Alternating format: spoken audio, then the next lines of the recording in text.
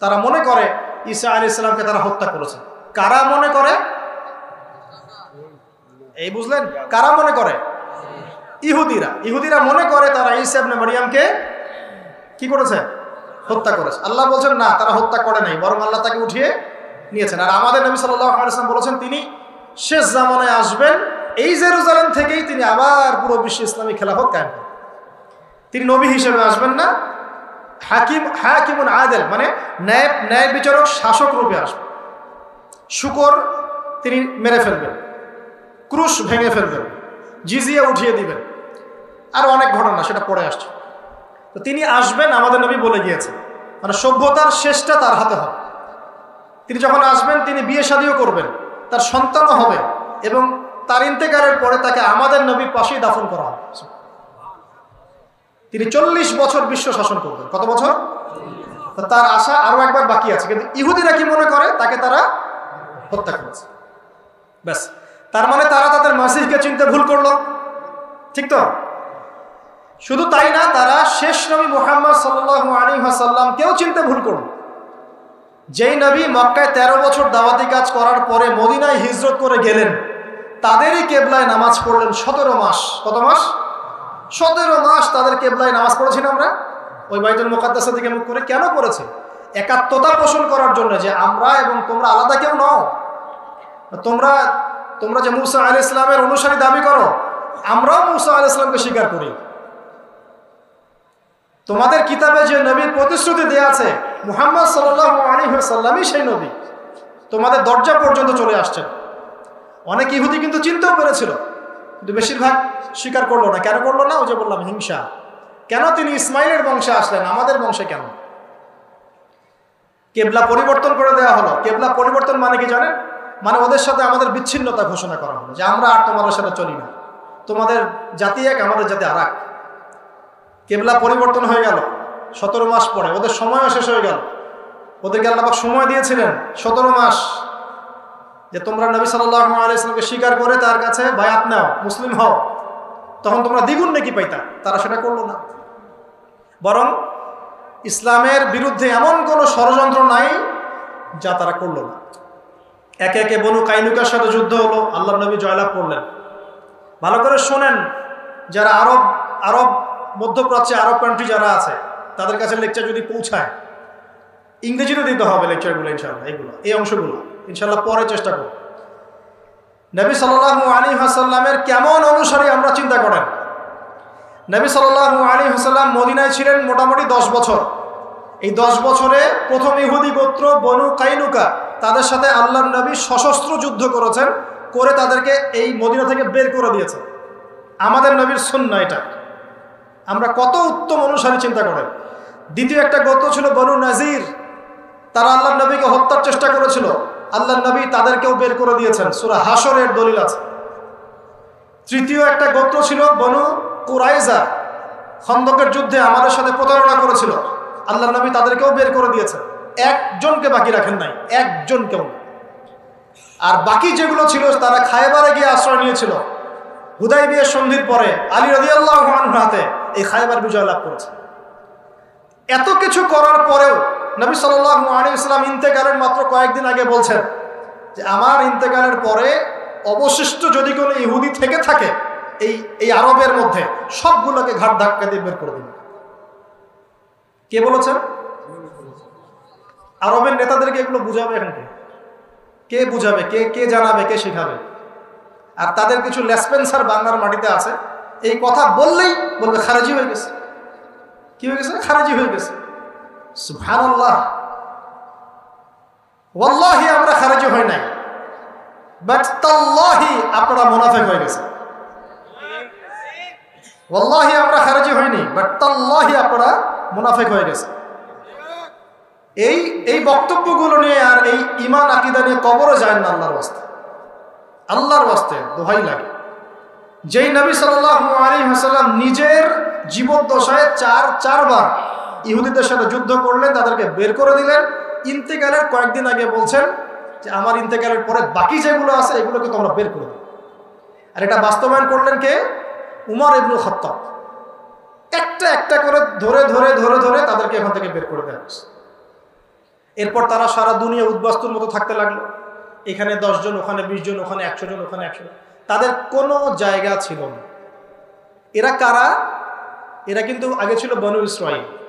ওই দাউদ আলাইহিস সালামের স্বর্ণযুগ থেকে সুলাইমান আলাইহিস সালামের স্বর্ণযুগ, তারপরে আল্লাহর আদেশ অমান্য করা, দাসত্বের জীবন, সেখান থেকে আবার আল্লাহ পাক নিয়ে আসলেন এখানে, সেখান থেকে মদিনায় আল্লাহর নবীকে চিনল না, একদিকে ঈসা আলাইহিস সালামকে অস্বীকার করলো, একদিকে নবী সাল্লাল্লাহু আলাইহি সাল্লামকে অস্বীকার করলো, পুরোপুরি কাফের হয়ে গেল।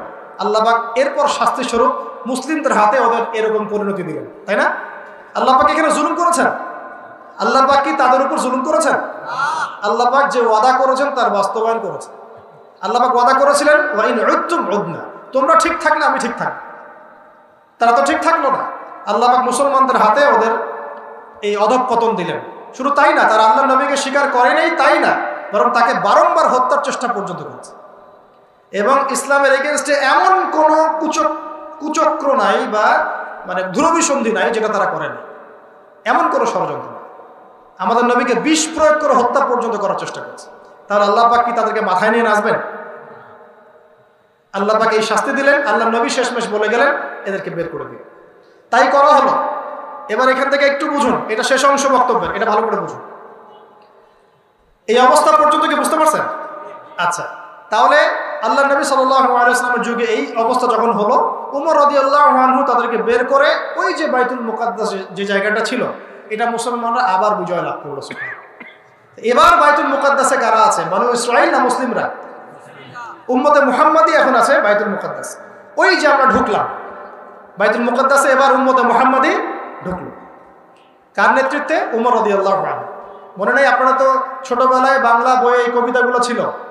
তিনি উঠে পিঠে যাচ্ছিলেন, ভৃত্যকে উঠালেন, আবার নিজে নামলেন। এখন তো এগুলো নাই, এখন খালি কি হামটি ডামটি, হ্যাঁ, তারপরে যে জ্যাক অ্যান্ড জিল, মানে যত জগা, মানে ইসলাম থেকে মুসলমানদেরকে সরানোর এমন কোনো পথ পদ্ধতি নাই যা জায়নিস্টরা অবলম্বন করে নাই এই যুগে।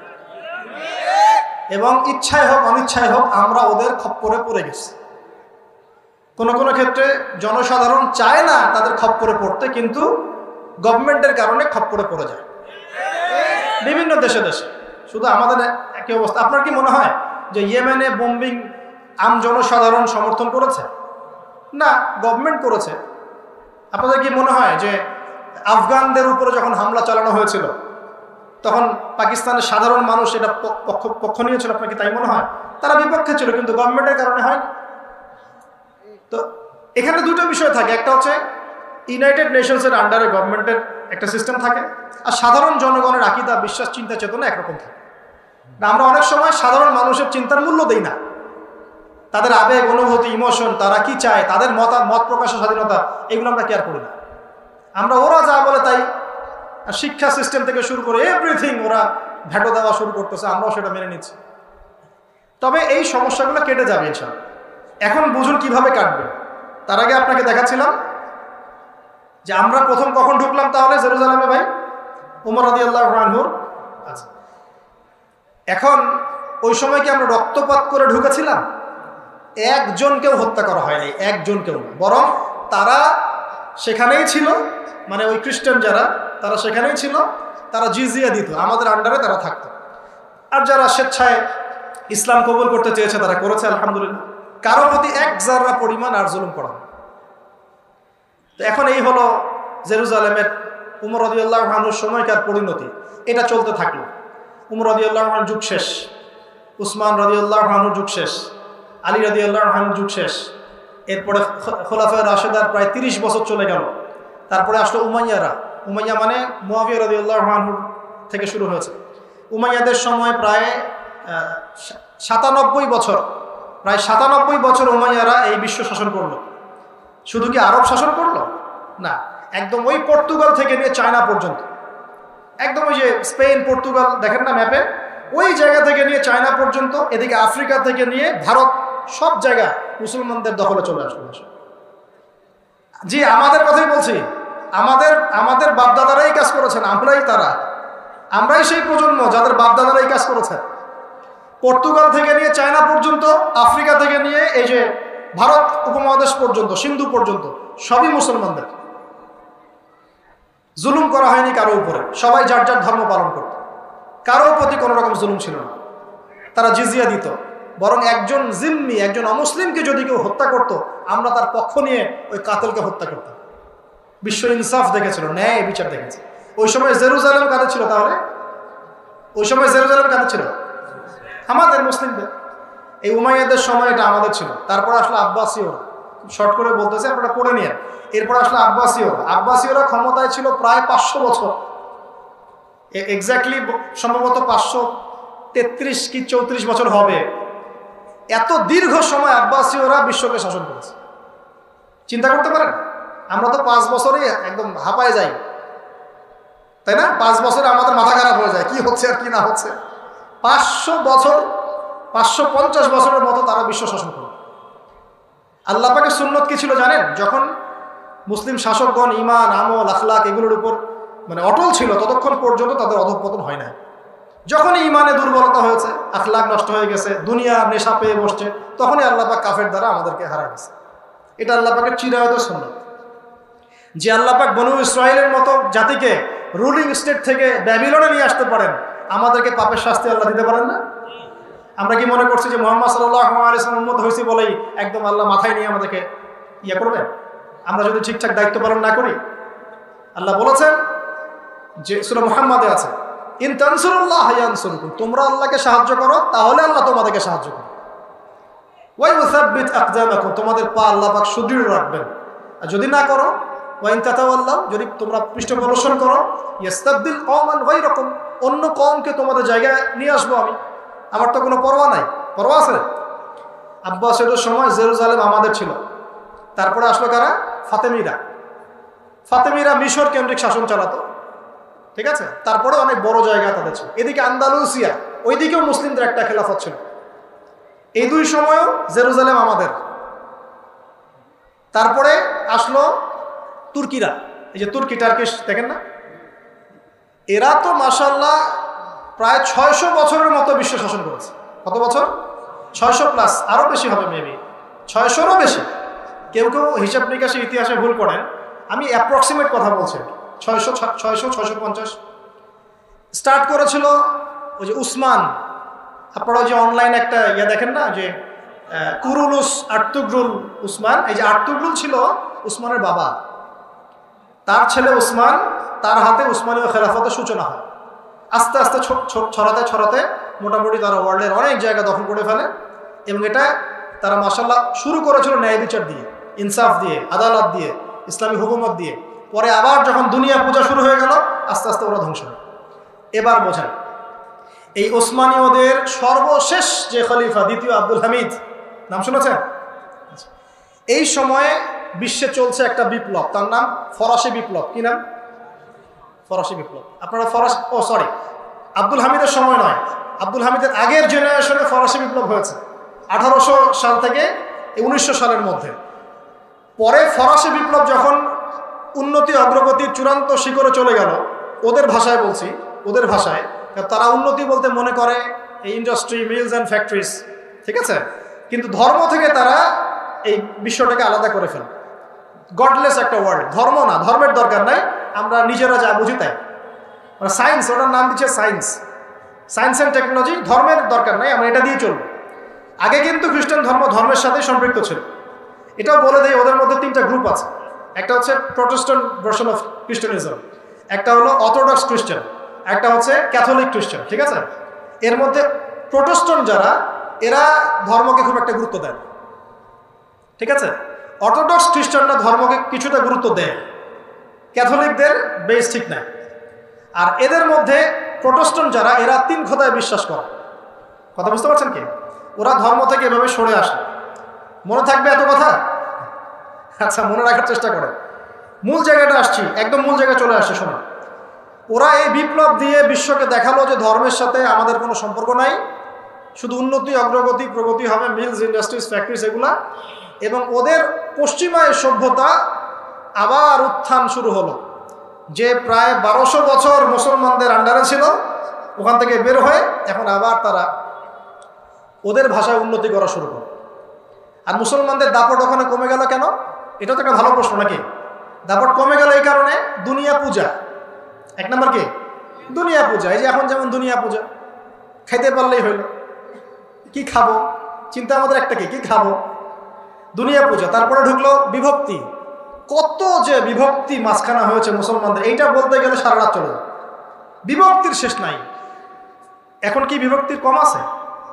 তাহলে ওই সময়কার পরিস্থিতি এখনকার পরিস্থিতির মধ্যে কি খুব একটা পার্থক্য দেখতে পাচ্ছেন আপনি? ওই সময়কার মুসলিমদের অধঃপতন হয়েছে এই যে দুনিয়া পূজা, এখনো তাই। ওই সময় হয়েছে বিভক্তির কারণে।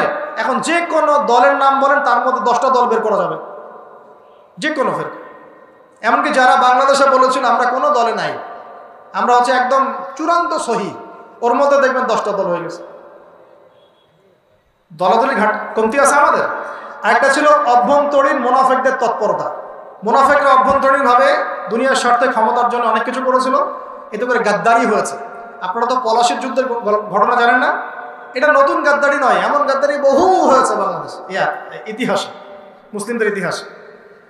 তো অভ্যন্তরীণ দ্বন্দ্ব, মুনাফিকদের তৎপরতা, অভ্যন্তরীণ গাদ্দারি, দুনিয়া পূজা, বিভক্তি ইত্যাদি কারণে, আর সবচেয়ে বড় কথা ইমানের সেই জোশ কমে যাওয়া, আমলের শিথিলতা, তাসকিয়া কমে যাওয়া এবং জিহাদ ছেড়ে দেওয়া। কি ছেড়ে দেওয়া? জিহাদ ছেড়ে দেওয়া। এটা অন্যতম কারণ। মানে পেয়ে গেছি ল্যান্ড, আমার আর কিছু দরকার নাই। মানে আপনি একটা দেশ পেয়েছেন মনে করেন, এই দেশের প্রতিরক্ষার দরকার নাই, প্রতিরক্ষা বাহিনীর দরকার নাই, তাদেরকে ট্রেনিং দেওয়ার দরকার নাই, অস্ত্রশস্ত্র মজুত করার দরকার নাই। যদি আমি এগুলো না করি, কাল তো এই দেশ অন্য কেউ নিয়ে চলে যাবে। এটাই ইসলামের জিহাদ, ইসলামী রাষ্ট্রের স্থিতিশীলতা রক্ষা করার প্রচেষ্টা।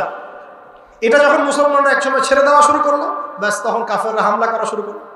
একটা দুইটা না, দফায় দফায় ক্রুসেড যুদ্ধ হয়েছে, দফায় দফায় দফায় দফায়, প্রতি শতাব্দীতে শতাব্দীতে ক্রুসেড, খালি ক্রুসেড। এক একটা ক্রুসেডে কত লক্ষ লক্ষ মুসলমানকে মারা হয়েছে ঠিক না? এমনকি যে বুশ ছিল না, বুশ, সেও আফগান আক্রমণ করার সময় বলছিল যে আমরা নতুন ক্রুসেডের জন্ম দিলাম। চিন্তা করেন, ওরা হিস্ট্রি ভুলে যায় না। নিউজিল্যান্ডের ক্রাইস্ট চার্চের কথা মনে আছে আপনাদের? ওখানে যে একটা বন্দুকধারী এসে অনেকগুলো মুসলমানকে মসজিদে হত্যা করলো, ওর বন্দুকের মধ্যে লেখা ছিল এত সালের প্রতিশোধ, এত সালের প্রতিশোধ, এত সালের প্রতিশোধ। মনে আছে? ওরা কিছুই ভুলে যায়নি, ভুলে গেছে আমরা হতভাগা। এই ক্রুসেড একটার পর একটা ঘটনা চলতে থাকলো, একটার পর একটা ক্রুসেড, লক্ষ লক্ষ মানুষ মরতে লাগলো, শতাব্দীর পর শতাব্দী চলতে লাগলো। এই চলতে চলতে চলতে যখন ফরাসি বিপ্লব শেষ হয়ে গেল, অটোম্যান এম্পায়ার খালি বাকি আছে, মানে তুর্কিরা বাকি আছে, বাকি সবাইকে মোটামুটি ঠান্ডা করা শেষ। এখন তুর্কিদের এই জায়গায় বোঝেন, এখন তুর্কিদের আন্ডারে আছে এই জেরুজালেম, এই যে তুর্কিদের আন্ডারে আছে জেরুজালেম, ওইটা তারা ধরে রেখেছে। এটা এখন উদ্ধার করতে হবে কিভাবে? একটা ছক আঁকা হয়, খুব ভালো করে বোঝেন। এটা কোনো পলিটিক্যাল অ্যানালাইসিস আপনাকে বোঝাতে পারবে না। আমরা ইউনিভার্সিটিতে 6 বছর পড়েছি ওয়ার্ল্ড অ্যাফেয়ার্স, 6 বছর। কোনো টিচার আমাদেরকে কোরআন দিয়ে এভাবে ব্যাখ্যা করতে পারে না। তারা বুঝিয়েছে এটার সাথে এটা হয়েছে, এটার সাথে এটা হয়েছে। বিসিএস আপনাদেরকে পড়ায় না এটা? অক্ষ শক্তি, মিত্র শক্তি, এই শক্তি সেই শক্তি, এগুলো পড়ায়, কিন্তু এর ভিতরের ঘটনাটা কি আসলে কেন হচ্ছে এগুলো তারা বুঝতে পারে না। কোরআন এগুলো বুঝতে পারে, কোরআন ব্যাখ্যা করতে পারে, হাদিস ব্যাখ্যা করতে পারে। আমরা চলে আসছি এখন 1900 সালে, শুধু তুর্কিরা আছে। জেরুজালেম কাদের হাতে? তুর্কিদের হাতে, অটোম্যানদের হাতে। আর সারা ওয়ার্ল্ডের নিয়ন্ত্রণ নিয়ে নিচ্ছে আস্তে আস্তে পশ্চিমারা। আর পশ্চিমাদের লিড দিচ্ছে কে? পশ্চিমাদের নেতা হচ্ছে তখন ব্রিটেন। নাম শুনেছেন? ব্রিটেন কারা? যারা 200 বছর আমাদেরকে পিটিয়েছিল, তাই না? যাদের একটা সুন্নত তারা নিয়ে যায় নাই ব্রিটেনে, সব রেখে গেছে বাংলাদেশ। ওরা চলে গেছে, যে কোনো জায়গা দখল করেছে, ওই জায়গায় আবার ছেড়ে দিয়ে চলেও গেছে। ঠিক আছে, কলোনাইজড করতো সারা ওয়ার্ল্ডকে, ওই জায়গায় ছেড়ে দিয়ে চলেও যেত। বাংলাদেশ ছেড়ে চলে গেছে, ভারত ছেড়ে চলে গেছে, সিন্ধু পাকিস্তান সব ছেড়ে চলে গেছে, কিন্তু ওদের কোনো সুন্নত নিয়ে যায় না, সব রেখে গেছে। এমনকি বাথরুমের কমোডের সুন্নত পর্যন্ত দিয়ে গেছে। সব বসে বসে এখন হাই কমোডে পায়খানা করো, সবাই টাই পরো, শার্ট পরো, প্যান্ট পরো, মেসওয়াক ছাড়ো, পেস্ট ইউজ করো, কোটটাই পরো। ব্যাংকিং সিস্টেম রেখে গেছে, এমনকি অফিস আদালত যা চলছে সব ব্রিটিশ লয়ে চলছে, সব ব্রিটিশ লয়, সব কিছু। এমনকি একজন জজের পোশাক পর্যন্ত ওখানে গিয়ে বলি ইয়োর অনার, মাই ম্যাজিস্ট্রি, সব কিছু ওদের। তাহলে আসলে কি আমরা স্বাধীনতা অর্জন করতে পেরেছি ব্রিটিশদের থেকে? ওই ব্রিটেন নেতৃত্ব দিল সারা বিশ্বটাকে এইভাবে। এবার ব্রিটেনের উদ্দেশ্যটা কিন্তু সারা বিশ্বকে নেতৃত্ব দিয়ে হাত পা গুটিয়ে বসে থাকা না। ব্রিটেনের একটা গভীর উদ্দেশ্য ছিল। কি উদ্দেশ্য? এই ব্রিটেনের সাথে জোট গঠন করেছিল একটা দল। এই দলটার নাম হচ্ছে জায়নিস্ট। কি নাম? এই শব্দটাকে আপনারা, এই জায়ন শব্দটাও কোত্থেকে আসছে এটাও জানতে হবে আপনার। ওই যে হাইকেলে সুলাইমানির কথা বললাম না, ওই হাইকেলে সুলাইমানি যে পাহাড়ে ছিল ওই পাহাড়টার নাম ছিল জায়ন। ওখান থেকে তারা একটা নতুন শব্দ নিল, জায়নিজম। জায়নিজম, জায়নিস্ট মতবাদ। কিছু মানুষ মিলে এটাকে ফর্ম করলো। আর জায়নিস্ট কারা? যারা প্রচণ্ড ধনী, সারা ওয়ার্ল্ডে প্রচণ্ড ধনী, প্রচণ্ড ধূর্ত, সব নিয়ন্ত্রণ তাদের হাতে, সারা ওয়ার্ল্ডকে নাচায় আঙ্গুলের মাথায়, এরা যায়। কিভাবে এরা এত শক্তিশালী হলো? সোনা বিক্রি করে। কি দিয়ে? আফ্রিকা থেকে সোনা উঠায় উঠায় সারা ওয়ার্ল্ডকে দিত। এখন ওদের দরকার, ওদের উদ্দেশ্যটা কি? ওদের উদ্দেশ্য হচ্ছে বাইতুল মুকাদ্দাসটা আবার পাওয়া। কিন্তু কারা জায়নবাদীতে যোগ দিল এটা আপনাকে কোরআন ব্যাখ্যা করবে, আর কেউ ব্যাখ্যা করতে পারবে না। কোনো পলিটিক্যাল অ্যানালাইসিস এটা আপনাকে ব্যাখ্যা করতে পারবে। আপনাদেরকে আমি বলছি, সূরা মাইদার 51 নম্বর আয়াতে এর দলিল আছে। সূরা মাইদার 51 নম্বর আয়াত আল্লাহ পাক বলছেন, আয়াতটা খুব ভালো করে শোনেন। বা'দা আউযু বিল্লাহি মিনাশ শাইতানির রাজীম। ইয়া আইয়ুহাল্লাযীনা আমানু, হে মুমিন মুসলিমরা শোনো, হে মুমিনরা তোমরা শুনো। লা তাত্তাখিযুল ইয়াহুদা ওয়ান নাসারা আউলিয়া, তোমরা ইহুদি এবং নাসারাদেরকে বন্ধুরূপে গ্রহণ করো না। উস্তাদ, আমি কি অনুবাদে কোনো ত্রুটি করলাম? আপনাদের শায়েখ, অনলাইন শায়েখদেরকে বলেন যে এর অনুবাদ কি হবে। ব্যাখ্যা করতে চান তারা বিভিন্নভাবে। আপনারা কোরআনকে ঘুরাই ফিরে ব্যাখ্যা করতে যায়েন না। লা তাস্তাতি', আপনি এটা করতে পারবেন না। লা তাত্তাখিযুল ইয়াহুদা ওয়ান নাসারা আউলিয়া, তোমরা ইহুদি এবং নাসারাদেরকে বন্ধুরূপে গ্রহণ করো না। সিম্পল। কে বলেন এই কথা? এই আয়াতের উপর আল্লাহর নবী আমল করেন নাই, সাহাবীরা আমল করেন নাই। এখন নবী এবং সাহাবীদের যুগে আপনি দেখান যে আল্লাহর নবী ইহুদিদের সাথে মিত্রতা করেছেন। নবী এবং সাহাবীদের যুগে দেখান যে আল্লাহর নবী খ্রিস্টানদের সাথে বন্ধুত্ব করেছে। নবী এবং সাহাবীদের যুগে তাদের সাথে দফায় দফায় যুদ্ধ হয়েছে। কেউ কি তাদের সাথে আতাত করার চেষ্টা করেছিল? এখন আরবের মোরলদেরকে এই আয়াত কে বুঝাবে? এখন কোন ইহুদি কোন খ্রিস্টানদের সাথে বন্ধুত্ব করো?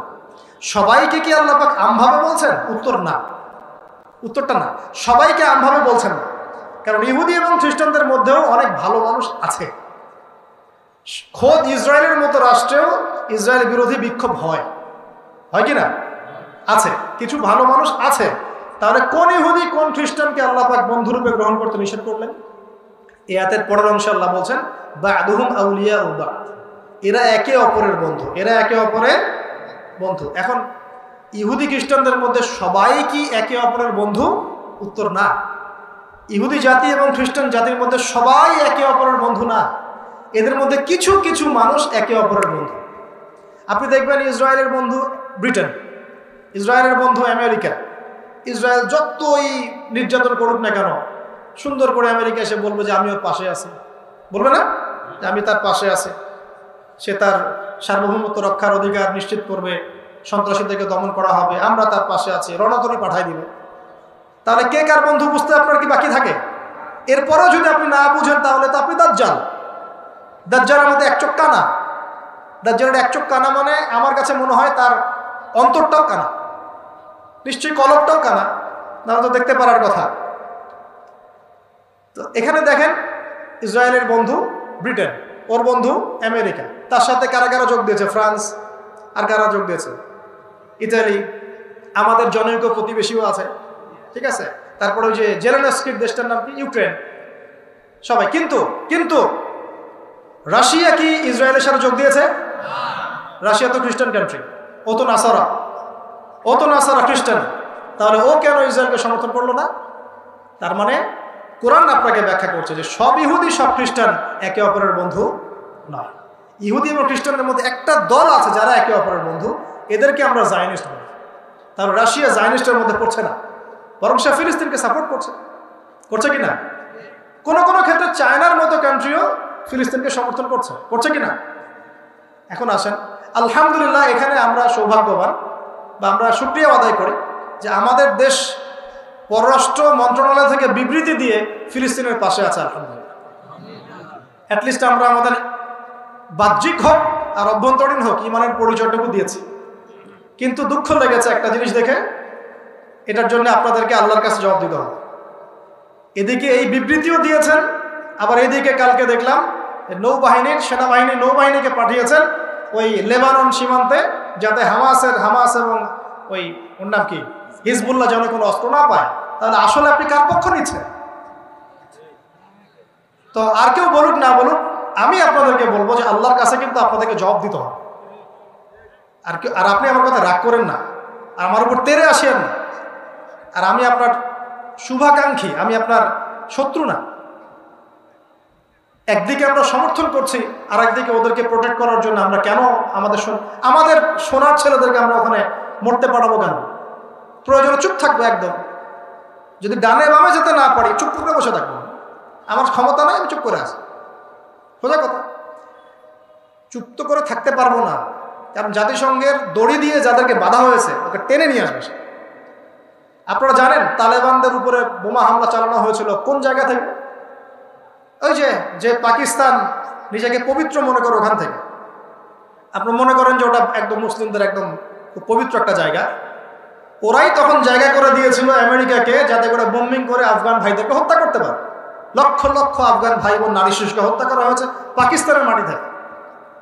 আর এখন কি আপনারা জানেন যে কোথায় আমেরিকা রণতরী গিয়ে ভিড়ছে, কোথায় তাদের যুদ্ধ বিমান আছে, কোথা থেকে তারা ফ্লাই করে এই গাজায় হামলা করার পরিকল্পনা করেছে?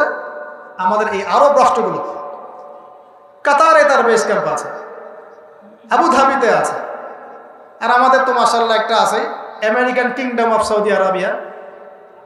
ও সামনাসামনি কিছু বলবে না, পিছনেও কিছু বলবে না, শুধু বলবে আমরা সাথে আছি।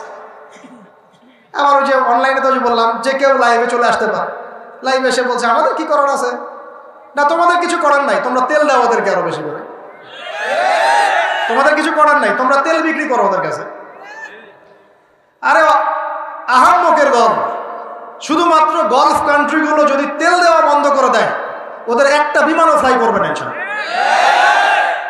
কি করার আছে বলছে, আমাদের কি করার আছে? না, কিছু করার নাই। আপনারা নেইমারকে নিয়ে এসে ফুটবল খেলেন, কিছু করার নাই আমাদের। আমরা হ্যালোইন করি, মদের বার ওপেন করি, হ্যাঁ, আমরা ওদের সাথে বন্ধুত্ব করি, আমরা ওদেরকে মৌন সমর্থন দেই।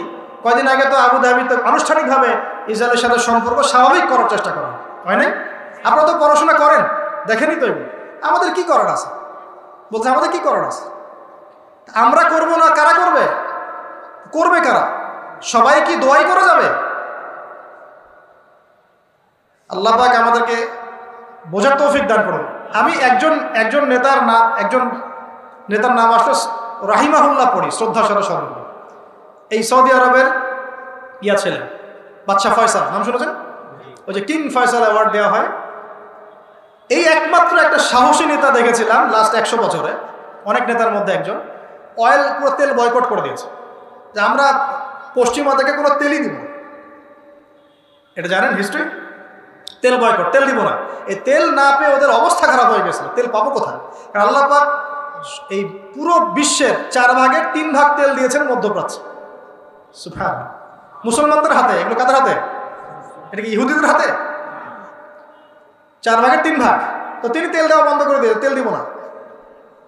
এরপরে কত যে চড়াই, এক জায়গায় পশ্চিমারা তাদেরকে হারিয়ে দিল। কোন জায়গায়? লোভ। কোন জায়গায় বলেন? এসে বলল যে ঠিক আছে, তেল আপনি দিতে চাচ্ছেন না, একটা সন্ধি চুক্তিতে আসে। কি চুক্তি? যে আমরা অন্য কোনো কারেন্সিতে তেল কিনবো না, শুধু ডলারে কিনবো, আর শুধু আপনার কাছ থেকে কিনবো। আপনি এবং আপনার অনুসারী যে কয়েকটা কান্ট্রি আছে তাদের কাছ থেকে আমরা তেল নিব, বাইরের কারো কাছে আমরা তেল নিব না। তাহলে আপনাদের বাণিজ্য অনেক সমৃদ্ধ হবে। আর আপনাদের প্রতি একটা অনুরোধ, শর্ত হচ্ছে আপনারা শুধু ডলারে তেল কেনা বেচা করবেন, অন্য কোনো টাকা বা রুপি বা এগুলোতে তেল কেনা বেচা করবেন না। এই তেল মানে অয়েল, আর এই ডলার মানে ডলার। এই হয়ে গেল petrol dollar, petrol dollar, petro dollar monetary system. এখন আপনি সারা বিশ্বে ডলার ছাড়া তেল কিনতে পারবেন। এটা হলো উম্মার সাথে একটা গাদ্দারি। এর ফলশ্রুতিতে ডলার হয়ে গেল একদম সুপিরিয়র কারেন্সি, আর তেলের একচ্ছত্ব অধিকার ওরা লাভ করে। এইগুলো যদি মুসলমানরা বন্ধ করে দিতে পারত, আমি এখানে গলা ফাটায় কথা বলে কোনো লাভ নাই, আমি জানি। আদতে আসলে কিছু হবে না, সকালবেলা আপনারা ভুলেও যাবেন। কিন্তু একটা কথা চিন্তা করেন, খালি চিন্তার খোরাক নেন, যদি এইটা আমরা বন্ধ করতে পারতাম ওই সময়, তাহলে কি ওরা এত দূর পর্যন্ত আসতে পারতো? যখন আপনি একটা থাপ্পড় খাচ্ছেন কিছুই বলছেন না, তখন তো একটা থাপ্পড় খাবেন। হাত ভেঙে ফেললো, কিছুই বললেন না, তখন তো আরেকটা হাত ভাঙবে। এই তো হচ্ছে অবস্থা। তো আমরা কি করতে পারি? কি সুন্দর করে এসে বলতেছে অনলাইনে। যাক, মূল জায়গাটা আসে। এবার কোথায় ছিলাম বলেন তো? হ্যাঁ, ব্রিটেন সারা বিশ্বটাকে এভাবে নিয়ন্ত্রণ করা শুরু করলো। ওর উদ্দেশ্যটা ছিল একটা, উদ্দেশ্য হচ্ছে জায়নিস্টদের, জায়নিস্ট কারা বললাম? যারা ইহুদি খ্রিস্টানদের মধ্যে একে অপরের বন্ধু। সবাই না কিন্তু, সব ইহুদি সব খ্রিস্টান নয়। তো এই জায়নিস্টরা ব্রিটেনের সাথে আতাত করে প্রথম বিশ্বযুদ্ধটা ইচ্ছাকৃতভাবেই ঘটিয়েছে। এই জিনিসটা আমরা স্কুল কলেজ ইউনিভার্সিটিতে আমরা এটা বুঝি নাই। ইউনিভার্সিটি আমাদেরকে এটা বোঝাতে পারে নাই যে এটার পিছনে একটা গল্প ছিল। আমাদেরকে পড়ানো হয় যে বিশ্বযুদ্ধ হয়েছে, কেন হয়েছে, এমনি এমনি হয়েছে নাকি কেউ ঘটিয়েছে, এটা বোঝাতে পারে না আমাদেরকে। জি, এখনকার এই বয়সের এসে আমাদের ফাইনাল কনক্লুশন হচ্ছে এটা ঘটানো হয়েছে। আপনারা কি জানেন যে আমেরিকা জাপানের ওই যে হিরোশিমা নাগাসাকিতে বোমা ফেলেছিল? কোন ঘটনার প্রেক্ষিতে ফেলেছে? পার্ল হারবার নামে একটা জায়গা আছে, ওইখানে জাপানিজ সৈন্যরা আক্রমণ করেছে দ্বিতীয় বিশ্বযুদ্ধের সময়। এর ইস্যু টেনে আমেরিকা ওখানে বোমা ফেলেছে। এখন আপনার কি মনে হয় যে ওইখানে পার্ল হারবারে যে আক্রমণ হবে এটা আমেরিকা জানতো না? তাই মনে হয় আপনার? সারা দুনিয়া ইন্টেলিজেন্স দিয়ে ভর্তি, গোয়েন্দা সংস্থা দিয়ে ভর্তি, ও জানে না এখানে হামলা হতে পারে? ও কিছু মানুষকে, নিজের দেশের কিছু মানুষকে ইচ্ছাকৃতভাবে মরতে দিয়েছে যাতে করে বড় বোমটা ফেলা যায়। এখন আপনাদের কি মনে হয় হামাস যে আক্রমণটা করেছে এটার খবর ইসরায়েল জানতো না? ওর ইন্টেলিজেন্স এত স্ট্রং। আপনার কি মনে হয় যে ওই যে সারা ওয়ার্ল্ডে বলা হচ্ছে ওদের ইন্টেলিজেন্স ব্যর্থ হয়েছে, আসলে ব্যর্থ হওয়ার জাতীয়টা? আপনার তাই মনে হয়?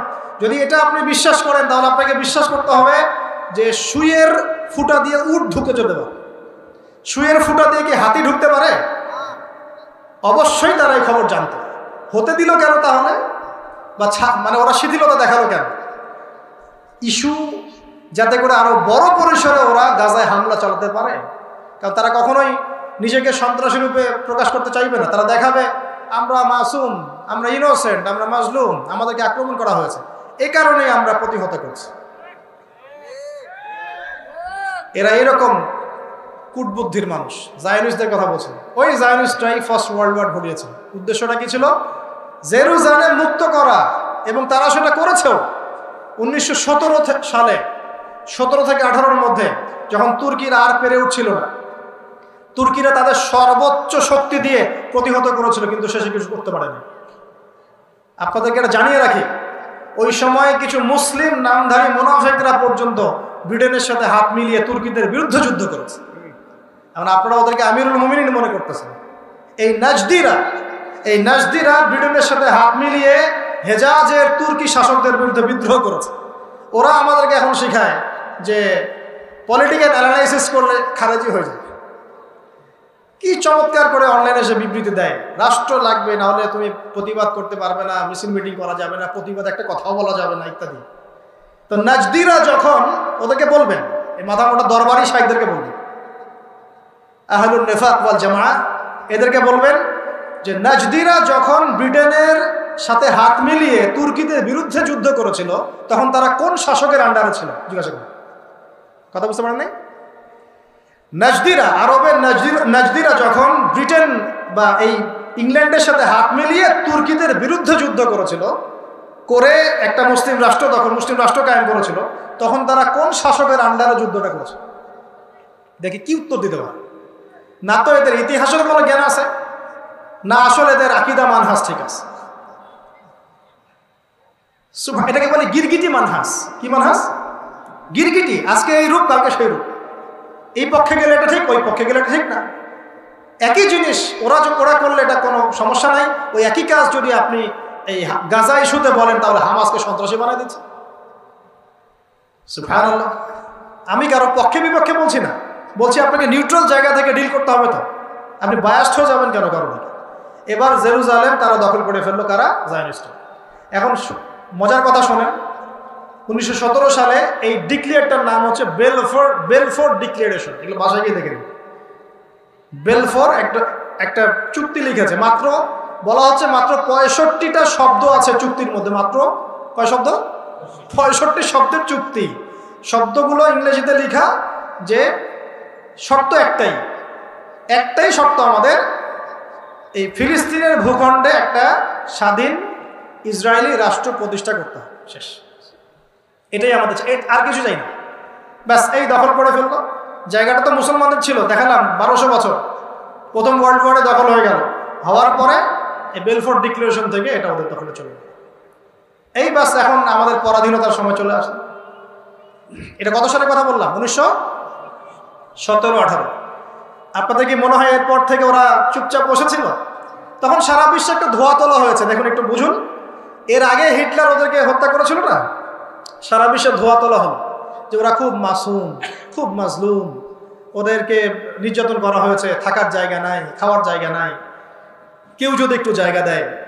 কিন্তু বিশ্বের বড় বড় দেশগুলো দরজা বন্ধ করে দিল, কেউ জায়গা দেয় না, কেউ জায়গা দেয় না। আমাদের ভোলা ভালা মাসুম কিছু ভাই ফিলিস্তিনের, আর এই যে ব্রিটেনের চাপে অটোম্যানরা তো পরাজিত হয়ে গেল, সব দিক থেকে আমরা কোণঠাসা। ওই কিছু জায়গা 6%, কয় পার্সেন্ট? 6% জায়গা দেয়, এতটুকু তো থাকতে হবে। ঘর কার? ঘর আমার। এরা মেহমান কিনা? মেহমান। এখানে একটু বলে নেই, ওই 6% জায়গা এখন হয়েছে 76%। ওই 6% জায়গার পরিমাণ এখন হয়েছে 76%। ওই মেহমানরাই 76% জায়গা দখল করেছে এখন। আর বাকি যে পার্সেন্টটুকু বাকি আছে, এই দুটো জায়গা অবরুদ্ধ। শুধু গাজা উপত্যকায় থাকে 22 লক্ষ মানুষ। আর ওয়েস্টার্ন ব্যাংকে কতটুকু থাকে আপনারা দেখে নেন। গাজার সাথে সমস্যা বেশি কেন? কারণ এখানে হামাসের তৎপরতা বেশি। ওইখানে পিএলওর আন্ডারে ছিল, এটা মানে মিউচুয়াল করে ফেলছে মোটামুটি। ওই যে আপনারা তো আমাদের নেতার নাম জানেন, মাহমুদ আব্বাস। যাক, ওইদিকে আমি যাচ্ছি না। এখানে 76% জায়গা এখন মেহমানরা দখল করেছে। এখন এই বাকি জায়গাটুকু চাওয়ার জন্য যখন এরা প্রতিবাদ করে বা বিশ্বের দরবারে আর্তনাদ পেশ করে, মুসলমানদের সহযোগিতা চায়, ওরা হামলা করলে প্রতিহত করার চেষ্টা করে, তখন তারা বলে যে এরা সন্ত্রাসী। এরা বলছে আমার ঘর আমাকে ফেরত দাও, এ বলছে তুমি সন্ত্রাসী, দূর হও। এই মেহমানরা আমাদেরকে বের করে দিয়েছে। মনে করেন আপনাকে আপনার মেহমান বের করে দিয়েছে, আপনি দরজার বাইরে দাঁড়িয়ে নক করছেন, নক করে বলছেন আমার বাড়ি আমাকে ফেরত দাও, আর ও বলছে সন্ত্রাসী, তুমি দূর হও। পুরো বিশ্বের চিত্রটা এই জেরুজালেম কেন্দ্রে একটা বাক্যে বলুন। মেজবান তারা বলছে আমার ঘর আমাকে ফেরত দাও। ভাই, আমার ঘর আমাকে ফেরত দাও। থাকতে দিয়েছিলাম, খাইতে দিয়েছিলাম, তোমাকে তো আমি আমার নারী শিশুকে হত্যা করতে দেই নাই, অত্যাচার করতে দেই নাই, নির্দিষ্ট সময়ের জন্য দিয়েছিলাম। আমার বাড়ি এখন আমাকে ফেরত দাও। এখন ও দরজা বন্ধ করে পিটাচ্ছে আর বলছে সন্ত্রাসী, তুমি দূর হও।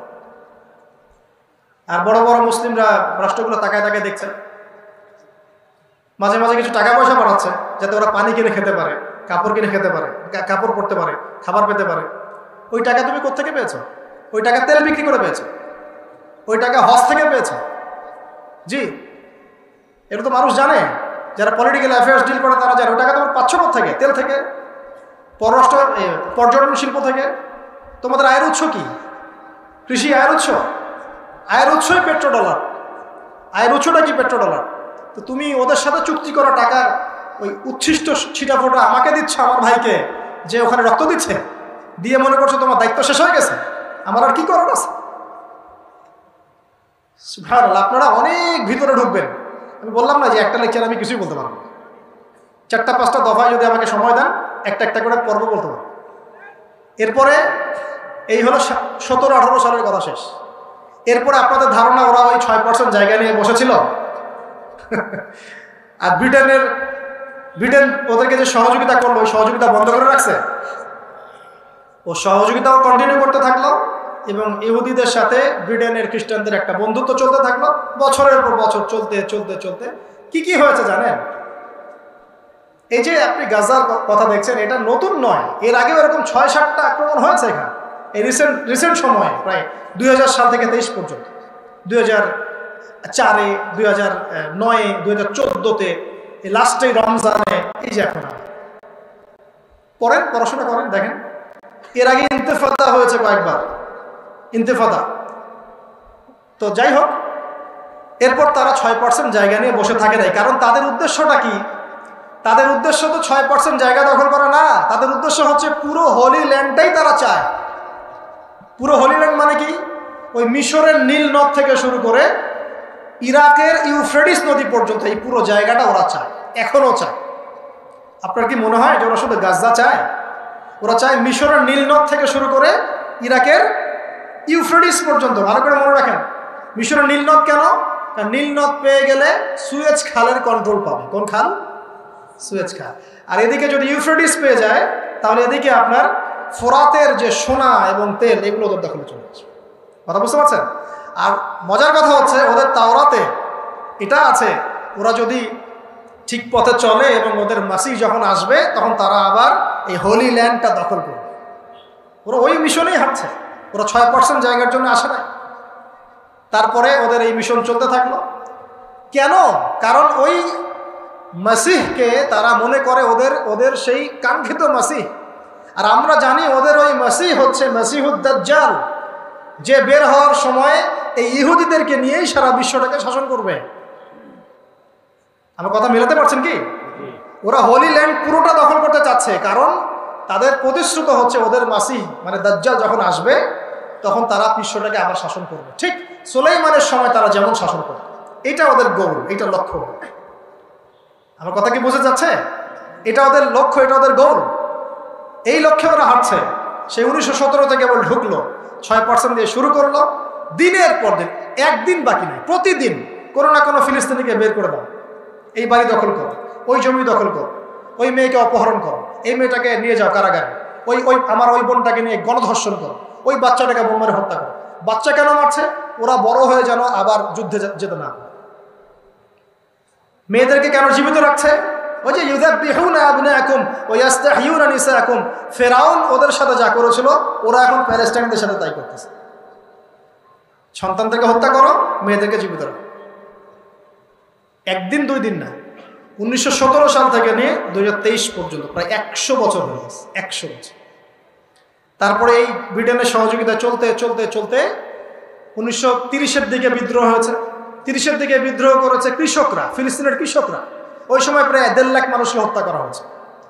1923-এর দিকে একবার হয়েছে, 1938-এর দিকে একবার হয়েছে।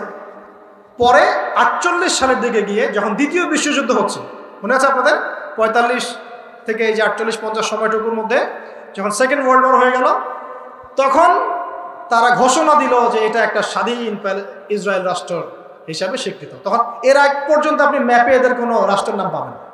48-এর পর থেকে আপনি নাম পাবেন। সুবহানাল্লাহ, এই হয়ে গেল আমাদের চোখের সামনেই। আরবরা কি করছিল? আরবরা কি বসেছিল? না, সব আরব বসেছিল। অনেকে যুদ্ধ করেছে, অনেক আরব যুদ্ধের চেষ্টা করেছে, অনেকেই করেছে। মোট 4 দফা যুদ্ধ হয়েছে। কয় দফা? 4 দফা। যে আরবদের মধ্যে ঈমান ছিল, যে আরব শাসকদের মধ্যে ঈমান ছিল, তারা 4 দফা যুদ্ধ করেছিল। কিন্তু আল্লাহ পাকের তাকদীরের লিখনি, অভ্যন্তরীণ ক্রন্দন, পশ্চিমাদের শক্তি, হ্যাঁ, তারপরে আপনার ওদের সমরনীতি, মুসলিমদের মধ্যে মুনাফিকদের তৎপরতা পেরে ওঠে না। 48-এ আপনার 56 কি 58-র দিকে, 56 না 58-র দিকে, 54 না 56-র দিকে, 56 মনে হয়। তারপরে 67 সালে, তারপরে লাস্ট 73 সাল, 4টা যুদ্ধ। 80-র দিকে আরেকটা হয়েছে ছোট করে, পরে 88-র দিকে ইন্তেফাদা, পরে 2000-এ একটা ইন্তেফাদা, এগুলো হয়ে গেছে। আমি বলতে চাচ্ছি 6% জায়গার জন্য তারা সেখানে আসে নাই। তারা চায় পুরো হোলি ল্যান্ড, এবং সেই লক্ষ্যে তারা ব্রিটেনের হাত ধরে চলেছে বেশ কয়েক বছর। যখন ব্রিটেনের শক্তি কমে গেছে, তারা হাত ধরেছে আমেরিকার। কথা কি বুঝতে পারছেন? ব্রিটেন ওকে যেভাবে সহযোগিতা করেছিল, আমেরিকা তার চেয়ে বেশি সহযোগিতা করেছে, এবং আগের চেয়ে সে অনেক শক্তিশালী হয়েছে। আগে তো কিছুই ছিল না, অস্ত্রশস্ত্র। পরে সে নিউক্লিয়ার অস্ত্র, থার্মোনিউক্লিয়ার অস্ত্র, বড় ক্ষেপণাস্ত্র, বড় প্রযুক্তি সব দখল করা শুরু করেছে। এখনকার যেটা হালত, সেটা হলো এই যে সে মোটামুটিভাবে বিশ্বের পলিটিক্সটা নিয়ন্ত্রণ করছে। মোটামুটিভাবে সে ওয়ার্ল্ডের ইকোনমি নিয়ন্ত্রণ করছে, অর্থনীতি, মোটামুটিভাবে সে সংস্কৃতিও নিয়ন্ত্রণ করে ফেলেছে, মিডিয়াগুলো তার হাতে, মিসাইলস অস্ত্রশস্ত্র মোটামুটি তার হাতে। সবচেয়ে বড় কথা, এই জায়নিস্ট গোত্রের পুরো সমর্থন তার কাছে। আর আরবদের যে নেতারা আছে তাদের উপর সে একটা অদৃশ্য কন্ট্রোল নিয়ে নিয়েছে, তেলগুলো তার নিয়ন্ত্রণে চলে আসতেছে। এবং এমন একটা অবস্থা যে সে যত ইচ্ছা অন্যায় করতে পারে, বলার আর কেউ নাই। ভাবখানা এখন এমন। এটা চলতে চলতে চলতে চলতে 48-এর পর থেকে এই পর্যন্ত প্রায় 73-75 বছর হয়ে গেল। এই 75 বছরে আর কি কি হয়েছে আপনারা পড়ে নিন, বলে বোঝানো যাবে না। গড় এভারেজ, বললাম এভারেজ গড়ে প্রতিদিন অন্তত 3 জন করে ফিলিস্তিনি তাদের বাস্তুচ্যুত হয়েছে। আমি বললাম না শুরুতে যে আমরা এগুলো শুনবো, জানবো, কিন্তু বুঝতে পারবো না। বুঝতে পারবেন কখন বা পারতেন কখন? যদি দেখতেন যে ওই যে রোহিঙ্গাদেরকে যেমনে মিয়ানমার একদম কোপায় শেষ করলো, ওইভাবে যদি আমাদের আল্লাহ না করুক কাউরে দিত, তখন বুঝতাম যে আসলে সমস্যাটা কেমন ছিল। আমি তখন জানলাম, শুনলাম, বুঝতে পারবো। এই যে প্রতিদিন গড়ে 3 জন আমাদের প্যালেস্টাইনি ভাই বোনদেরকে উচ্ছেদ করা হচ্ছে, এটা আপনি জানলেন, শুনলেন, বুঝতে পারবেন। আপনাকে আপনার পরিবার থেকে যদি উচ্ছেদ করে তখন বুঝতে পারবেন। গড়ে প্রতি বছর এরকম শত শত শিশু মারা যাচ্ছে, আমরা বুঝতে পারবো না। কারণ আমার তো কোনোদিন বাচ্চা মারা যায় নাই, আমি তো কোনো বাচ্চাকে দাফন করি নাই। আমার বাবা তো এভাবে মারা যায় নাই, আমার ভাইকে তো অন্যায়ভাবে কেউ মারে না, আমি তো বুঝতে পারবো না। তা আমরা বুঝতে পারবো না, কিন্তু জেনে রাখি। এখন শেষ করে দেই, এই এখনকার চলতে চলতে আপনাকে আমি 22 সাল 23 সাল পর্যন্ত আনবো। এভাবে প্রতিদিন প্রতি বছর দফায় দফায় রমজান মাসে, স্পেশালি রমজান মাসে বাইতুল মুকাদ্দাসকে কেন্দ্র করে, প্যালেস্টাইনকে কেন্দ্র করে এই হামলাগুলো চালানো হয়েছে বছরের পর বছর, যুগের পর যুগ। আরবরা প্রতিবাদের চেষ্টা করলেও তারা পেরে ওঠে নাই, কারণ পশ্চিমা মদত তাদের সাথে ছিল। আর এখন ওর শেষ লক্ষ্যটা কি? সে পুরো হোলি ল্যান্ডটাকে দখল করতে চায়। কেন চায়? কারণ সে মনে করে যে শেষ জামানায় তার একজন মাসিহ আসবে, সেই মাসিহ আসলে সে বিশ্বটাকে আবার শাসন করবে, ঠিক যেমন সুলাইমানের সময় তারা করেছে। আর সে বা তারা যে মাসিহের অপেক্ষায় বসে আছে, সেই মাসিহের নাম হলো মাসিহুদ দাজ্জাল। সেই মাসিহ সত্যিকারের মাসিহ নয়, কারণ সত্যিকারের মাসিহ কিন্তু আল্লাহ পাকের কাছে, আল্লাহ পাক তাকে উঠিয়ে নিয়েছে। তারা সত্যিকারের মাসিহকে হত্যা করার চেষ্টা করেছে। কথা কি মিলতে পারছেন? এখন সত্যি সত্যি তারা এটা করতে পারবে বলে আমরা মনে করি। আর কেউ বলুক না বলুক, অ্যাটলিস্ট আমি বলছি তারা এটা অ্যাচিভ করে ফেলতে পারে, এটা আমি মনে করি। কারণ দিন যেভাবে যাচ্ছে, পরিস্থিতি যেভাবে আগাচ্ছে, এতে করে এগুলো আস্তে আস্তে হয়ে যেতে পারে। এবং না হওয়া পর্যন্ত ঈসা ইবনে মারিয়ামও তো আসছেন না। ঈসা ইবনে মারিয়ামের আসার কারণ কি? কারণ হচ্ছে তিনি দাজ্জালকে হত্যা করতে আসবেন। আর দাজ্জাল যদি তাদেরকে নিয়ে বিশ্ব শাসন না করলো, তাহলে দাজ্জালের ফাংশন তো পূর্ণ হলো না। এর সামনে অপেক্ষা করছে কি? আরো বেশি রক্ত। তবে যত বেশি রক্ত ঝরবে, মুসলমানরা যেন তত বেশি প্রতিরোধ গড়ে তোলে। যত রক্ত ঝরানো তারা ঝরাক, কিন্তু মুসলমানরা যেন তত বেশি প্রতিরোধ গড়ে তোলে।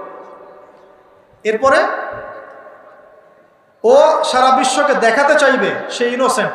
একটু মনোযোগ দেন, জাস্ট 5 মিনিট। ও সারা বিশ্বকে দেখাতে চাইবে সে ইনোসেন্ট, তার কোনো দোষ নাই। দোষ মুসলমানদের। আমি আমার উপর যে হামলা হচ্ছে বা আমার উপর যে অত্যাচার হচ্ছে, এটাকে প্রতিহত করার জন্য অস্ত্র হাতে নিয়েছে। অতএব পশ্চিমারা তোমার আমার কাছে আসো, আমাকে সাহায্য করো। ও এই টেকনিক খাটিয়ে দেখবেন মুসলমানদের উপর নির্যাতন করবে, এবং পশ্চিমারা ওদের কাছে আসবেও। এবং বলা যায় না, আল্লাহ ভালো জানেন, তবে আমাদের মনে হয় যে এই ইস্যুগুলোকে কেন্দ্র করে আস্তে আস্তে তৃতীয় বিশ্বযুদ্ধও শুরু হয়ে যেত। এবং এটাকে তৃতীয় বিশ্বযুদ্ধ নামে কোনো হাদিসে আসে নাই, তবে হাদিসের মধ্যে মালহামা নামে একটা শব্দ আছে। হাদিসের মধ্যে জি মালহামা নামে একটা শব্দ আছে। 5টা পঞ্চম কথা আসছে। তো মালহামার কথাটা এইভাবে আসছে যে এত ম্যাসাকার্ড একটা যুদ্ধ, যেখানে প্রতি 100 জন সৈন্যের মধ্যে 99% মারা। এটা সূচনাটাও এসেছে ইরাকের ওই ইউফ্রেটিস নদীর সোনার পাহাড়কে কেন্দ্র করে। আর বললাম ওদের টার্গেট কিন্তু ওই পর্যন্ত। ইরানের সাথে এত শত্রুতা কেন জানেন? ওকে শেষ করে ওই জায়গাটা তারা দখল করতে চায়। ওই তেল, ওই ব্ল্যাক গোল্ড তাদের দরকার। আল্লাহ ভালো জানেন ওখানে সত্যি সোনার পাহাড় আছে না এই ব্ল্যাক গোল্ডটাকেই আমরা তেলটাকেই আমরা ব্ল্যাক গোল্ড মনে করছি। আল্লাহ ভালো জানেন। হোয়াটএভার, এটা ওদের টার্গেট। কারণ সে পুরো বিশ্বের রুলিং স্টেট হতে চায়। সারা বিশ্বের রুলিং স্টেট হতে হলে ওকে এরকম যুদ্ধ বাঁধাতে হবে, এবং এরকম যুদ্ধ বাঁধালে পরেই সে নতুন শক্তিরূপে আত্মপ্রকাশ করে। এই মালহামার কথা আসছে। আর একটা সুসংবাদ যে মালহামার পরে বা শেষের দিকেই ইনশাআল্লাহ তাআলা আল্লাহ পাক মুসলিমদের সেই কাঙ্ক্ষিত নেতা ইমামুল মাহদিকে পাঠাবেন। ও মাহদি চট্টগ্রামে, ভারতে, এইখানে ওইখানে, এগুলো মাহদি নয়, সব বোগাস, সব বোগাস মাহদি। মালহামা না আসা পর্যন্ত মাহদি আসছেন না। আর মালহামা এখনো আসে নাই। এমন কোনো ওয়ার এখনো হয়নি যেখানে 99% মানুষ মারা গেছে। আর এটা একটা কমন সেন্স। যদি এই যুগে সেটা হয়, আল্লাহ ভালো জানেন, যদি এই যুগে সেটা হয় তাহলে কিভাবে এত মানুষ মরতে পারে? কমন সেন্স কি বলে? এমন অস্ত্র প্রয়োগ করা হবে যার ফলশ্রুতিতে একসাথে অনেক মানুষকে মারা যায়। সেই অস্ত্রের নাম কি? হতে পারে পারমাণবিক অস্ত্র। আল্লাহ ভালো জানেন, আমরা জানি না। আমাদের এটা হচ্ছে একটা ইন্টারপ্রিটেশন। ভুলও হতে পারে, সঠিক হতে পারে। ভুল হলে আমাদের পক্ষ থেকে, সঠিক হলে আল্লাহর পক্ষ থেকে। তারপরে আসছে মাহদি। এরপরে ইনশাআল্লাহু আযজা ওয়া জাল এই হাদিসের বাস্তবায়ন হবে। কোন হাদিস? এই হাদিসটা দিয়ে শেষ করছি। নবী সাল্লাল্লাহু আলাইহি ওয়াসাল্লাম বলেছেন, লা তুকাতিলুন্নাল ইয়াহুদ, তোমরা অবশ্যই অবশ্যই ইহুদদের সাথে যুদ্ধ করো। ভালো করে শোনো। এমনকি কোনো ইহুদ যদি গাছের পিছনে বা এই পাথরের পিছনে আত্মগোপন করে, লুকায়, তাহলে ওই পাথর বা গাছ পর্যন্ত কথা বলবে, ইয়া মুসলিমিনা ওয়ারা'আল ইয়াহুদ তাআল ফাকতুলহু, হে মুসলমান, হে মুসলিম সৈন্য, আমার পিছনে একজন ইহুদি আছে, লুকিয়ে আছে, আসো তাকে হত্যা করে যাও। গাছ পাথর কথা বলে, গাছ পাথর। লা তুকাতিলুনাল ইয়াহুদ ওয়া লা তাকতুলুনহুম, তোমরা অবশ্যই তাদের সাথে যুদ্ধ করবে এবং অবশ্যই তোমরা তাদেরকে হত্যা করবে। কারা করবে? মুসলমান। এটা চলতে থাকবে। শেষ পর্যায়ে আল মাহদি এসে এটা ফিনিশিং দিবেন। তখন এই হাদিসও এসেছে, এটা সৌভাগ্য আমাদের। এই হাদিসও আসছে, যখন দেখবে খোরাসান থেকে কালো পতাকা বের হয়ে গেছে, খোরাসান থেকে কালো পতাকা বের হয়ে গেছে, তখন বরফের উপর হামাগুড়ি দিয়ে হলেও সামর্থ্য থাকলে তোমরা সেখানে যোগ দিও। ফালা নি'মাল আমিরুহা ওয়ালা নি'মাল জাইশু যালিকাল জাইশ, কতই না উত্তম সেই বাহিনীর আমির, আর কতই না উত্তম সেনাবাহিনী ওই সেনাবাহিনী। এটা আল্লাহ পাক কাদেরকে জীবিত রাখবেন, কবে হবে, কত সালে, আমরা জানি না। কিন্তু একটা হাদিস স্পষ্ট, খোরাসান থেকে। খোরাসান মানে কি? খোরাসান মানে কিন্তু মৌলিকভাবে এই আফগান, উজবেকিস্তান, পাকিস্তানের কিছু অংশ, ইরানের পূর্বাঞ্চল, এই পুরো জায়গাটাকেই খোরাসান বলে। সেন্টার, হার্ট হচ্ছে আফগানিস্তান। যখন তোমরা দেখবে এখান থেকে ব্ল্যাক ফ্ল্যাগস বের হয়ে গেছে তখন। আর হাদিসটা আসছে ভাবে যে এই বাহিনী যুদ্ধ করতে করতে করতে করতে বাইতুল মুকাদ্দাস পর্যন্ত বিজয় করবে, পৃথিবীর কোনো সেনাবাহিনী ওদেরকে দমাতে পারবে। এটা কিচ্ছু করার নাই, এটা হাদিসে আসছে। আর এই হাদিসটা সহিহ না জয়ীফ না জাল না মাউযু, আপনারা আলেমদেরকে জিজ্ঞাসা করেন। আলেমদেরকে জিজ্ঞাসা করবেন। যখন ওখান থেকে বাহিনী বের হবে, পৃথিবীর কোনো সেনাবাহিনী তাদেরকে আটকাতে পারবে। জিততে জিততে জিততে জিততে তারা বাইতুল মুকাদ্দাস পর্যন্ত বিজয় করবে। তাদের ভিতরে ইনশাআল্লাহ তাআলা মাহদিকে পাবেন। আর মাহদির হাতে বায়াত বলছে 313 জন। তারপরে আরবের বনু কালব গোত্রের সাথেও ইমাম মাহদির যুদ্ধ হবে, নিজের লোকদের সাথেই। ওই যুদ্ধে বনু কালব পরাজিত হবে। এবং এরা কারা হতে পারে অনুমান করে নেন, বলতে যাচ্ছি না কিছু, ঠিক আছে? তারপরে আল মাহদির হাতে সেই সুপ্রিম ক্ষমতা আসবে। তিনি বলছেন, নবী সাল্লাল্লাহু আলাইহি ওয়াসাল্লাম বলছেন যে তিনি গুনে গুনে দান করবেন না, বরং তিনি মুষ্টি ভরে ভরে মানুষকে গনিমতের মাল দান করবেন। এত সম্পদ মুসলমানদের হাতে আসবে। মালহামার শেষের দিকে 3টা গ্রুপ মুসলিমদের, একদল যুদ্ধের মাঠেই শহীদ হয়ে যাবে, সুবহানাল্লাহ, একদল পালায় যাবে মাঠ থেকে।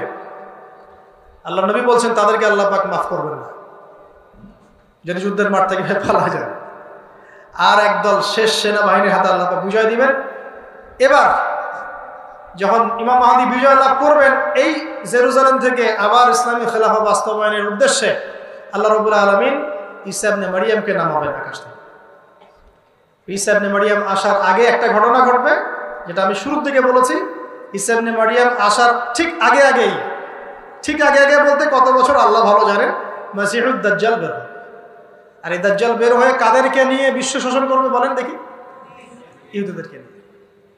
এখন অনলাইনে অনেকে পড়ে আছে বের হবে কোন জায়গা থেকে। যে আমি একদিন বলেছি যে জেরুজালেম থেকে সে ওয়ার্ল্ডকে শাসন করবে, কোন জায়গা থেকে বের হবে এটা নিয়ে কন্টেন্টের শেষ নাই। মানে মানুষের দৃষ্টিভঙ্গি শেকড় থেকে ওই ছাল চামড়ার দিকে নিয়ে যাওয়ার পায়তারা, এগুলো মূল জায়গা থেকে মানুষের দৃষ্টিকে সরায় এমন জায়গায় নিয়ে যাওয়ার পায়তারা যেখানে দৃষ্টি থাকলেই বাকি, না থাকলেই বাকি। বলেন তো মাসিহুদ দাজ্জাল এক্স্যাক্টলি কোন জায়গা থেকে বের হবে এটা বেশি ইম্পর্টেন্ট, নাকি সে এসে ওয়ার্ল্ডে কি করবে সেটা ইম্পর্টেন্ট, এবং সে কাদেরকে নিয়ে এই কাজটা করবে সেটা ইম্পর্টেন্ট? যাদেরকে নিয়ে এই কাজটা করবে তারা আজকে ওয়ার্ল্ডে কি করছে এইটা বেশি ইম্পর্টেন্ট, কোনটা ইম্পর্টেন্ট? তবে এটা মনে রাখবেন, দাজ্জাল এত ক্রিটিক্যাল একটা সাবজেক্ট, একটা দুইটা হাদিস পড়ে এটাকে ব্যাখ্যা করা যাবে। আমি আমার ছোট্ট ক্ষুদ্র জ্ঞানে চারটা জায়গা পেয়েছি যে দাজ্জাল বের হতে পারে। চারটা জায়গা। একটা আসছে খোরাসান থেকে দাজ্জাল বের হবে। কোন জায়গা থেকে? আপনার হাদিস মিলিয়ে নিন। একটা আসছে ইস্পাহান থেকে বের হবে। কোন জায়গা? ইস্পাহান ইরানের মধ্যে। একটা খোরাসান, একটা হলো ইস্পাহান। একটা জায়গা আসছে শাম এবং ইরাক এর মাঝখানের রাস্তা থেকে বের হবে। শাম এবং ইরাক এর মাঝখানের রাস্তা থেকে বের হবে। শাম কোন জায়গা বলেন তো? এই পুরো জেরুজালেম কেন্দ্রিক পুরো জায়গাটা শাম না? শাম মানে কি শুধু সিরিয়া? আরেকটা জায়গা আছে খাল্লা, খাল্লা থেকে দাজ্জাল বের হবে। খাল্লা কোথায় আপনি গুগলে সার্চ দেন পাবেন না খুঁজা, কারণ আমি বলেছি সব নিয়ন্ত্রণ আছে, সব কিছুর উপর নিয়ন্ত্রণ আছে। খালি ফেসবুক অন করে বলবেন আমি গাড়ি কিনতে চাই, কালকে দেখবেন গাড়ির অ্যাড দেখানো শুরু করছে। সব নিয়ন্ত্রণ। দাজ্জালের শাসন তো এমনি না, মানে সব কিছুর উপর নিয়ন্ত্রণ। দাজ্জাল এখনো বের হয়নি মানুষের রূপে, কিন্তু ওর অনুসারীরাই সারা ওয়ার্ল্ডকে নিয়ন্ত্রণ করা শুরু করে দিয়েছে। এটা বুঝতে পারেন না আপনারা ভাই? আল্লাহ বোঝার তৌফিক দান। চারটা, এখন বলেন তো একটা মানুষ চারটা জায়গা থেকে বের হবে কেমন করে? জটিল না বিষয়টা? আরো একটু জটিল করে দিই আপনাকে। আল্লাহ নবী বলেছেন যে মক্কা মদিনায় দাজ্জাল ঢুকতে পারবে না, সারা ওয়ার্ল্ড চুষে ফেলাবে, সারা ওয়ার্ল্ডে ফাসাদ সৃষ্টি করবে, কিন্তু মক্কা মদিনা ঢুকতে পারবে না। ঢুকতে গেলে দেখবে খোলা তরবাল হাতে ফেরেশতারা দাঁড়ায় আছে। এটা কে বলেছেন? মুহাম্মদ সাল্লাল্লাহু আলাইহি ওয়াসাল্লাম কি মিথ্যা বলতে পারেন? মদিনায় তাহলে ঢুকতে পারবে? এখন আমাদের নবী সাল্লাল্লাহু আলাইহি ওয়াসাল্লাম জীবিত আছেন, জীবদ্দশাতেই মদিনাতেই এক বাগানে ইবনে সাইয়্যিদ নামে এক ব্যক্তিকে তিনি দাজ্জাল মনে করছেন। সহিহ মুসলিমে আছে। আল্লাহ নবী ওমর রাদিয়াল্লাহু আনহুকে নিয়ে গেলেন, খবর ছড়িয়ে পড়েছে যে ইবনে সাইয়্যিদের সাথে দাজ্জালের আলামত মিলে যাচ্ছে। আল্লাহ নবী গেলেন, গিয়ে প্রশ্ন করছেন তুমি কি দেখো? এই ছেলে বলছে আমি আরশ দেখি। কি দেখি? আরশ। কোথায় তোমার আরশ? ওই ছেলে বলছে পানির উপরে। নবীজি বলছেন তো তুমি তো শয়তান দেখো। নবীজি বলছেন সাল্লাল্লাহু আলাইহি ওয়াসাল্লাম তুমি কি বিশ্বাস করো যে আমি নবী, আমি শেষ নবী? তুমি কি বিশ্বাস করো যে আমি শেষ নবী?